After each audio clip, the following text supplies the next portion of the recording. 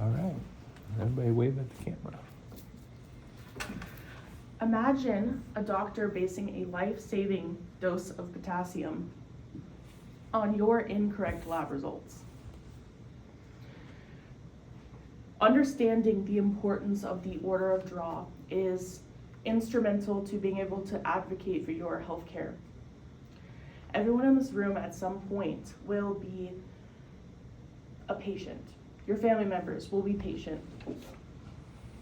As a phlebotomy instructor, I teach my students every single day the importance of accuracy in clinical testing, which is exactly what the order of draw does.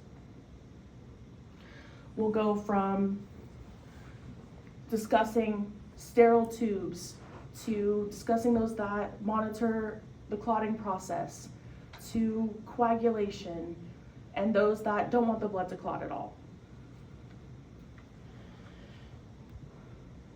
Now, in order to understand how these tubes work, you must understand how the process works.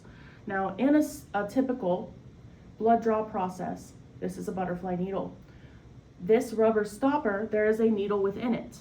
Now, when you go to draw blood, each of these tubes has an additive in it. So when I put that needle in and it pierces that, and it goes to tubes thereafter, it can take that additive with it. Now, first in the order of draw is most instrumental because it has to be sterile.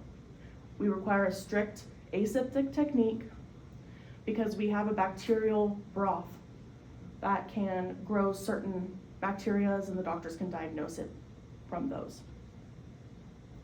After that, we have our light blue tubes, which contain sodium citrate, and those monitor the clotting process.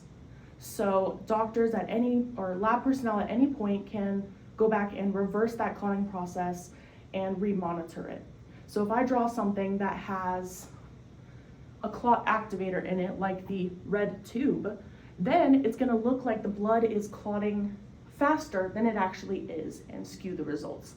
If I have an incorrect ratio of blood to additive, it's going to look like the blood is clotting slower than it normally does. With the tubes that follow the light blue, we have the reds. Now the reds have the opposite. We're not just monitoring the clotting process, we're actively promoting clotting.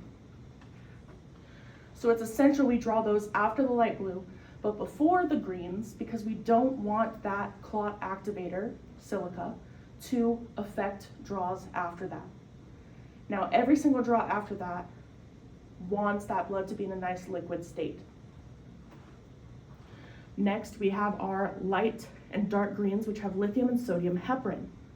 Now those work by binding to the enzymes and blocking the ones that promote clotting.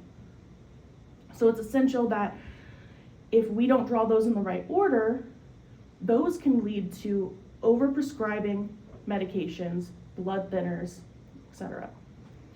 Following the light greens, we have our pinks and our purples, which have dipotassium, ethylene diamine tetraacetic acid. And those work by binding to the calcium ions in the blood. So if I were to draw a pink or a purple tube, before I drew a green, which greens are often used for ammonia or electrolyte levels, typically in electrolyte levels, we'll monitor potassium and calcium. So if this is working by increased potassium levels, if I drew those in the wrong order. Now, if I draw that purple before the light green and it binds to those calcium ions, my calcium can look incredibly low. Following the pink and purples, we have the grays, which contain potassium oxalate and sodium fluoride. Potassium oxalate works by keeping that blood liquid, and then the sodium fluoride works by making sure that the blood can't eat the sugar that's in that. So we typically use those for glucose tests. Now, with the glucose tests,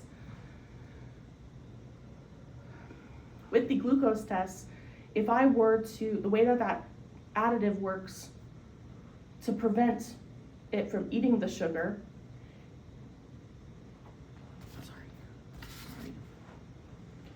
it's an enzyme inhibitor. So if I were to draw that between my green or my gold, then it permanently deactivates the enzymes in there. So when I'm monitoring liver damage, so if I see increased levels of those enzymes, someone can get diagnosed with liver damage, possible heart attack that's happening.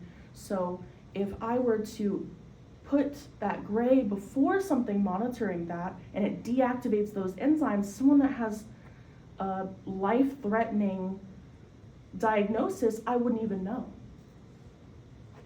So I went from sterile tubes to those that look at the clotting process, to those that actively promote clotting, and those that want to keep it in a liquid form. And it's imperative that we keep these in this exact order because we need to understand these lab tests as accurately as possible. Understanding how all of these work together helps you advocate better for you and your family's healthcare in the future. So the next time that you are sitting in that chair, I want you to remember that the order of draw is more than just a procedure, it's a life-saving technique. Hey.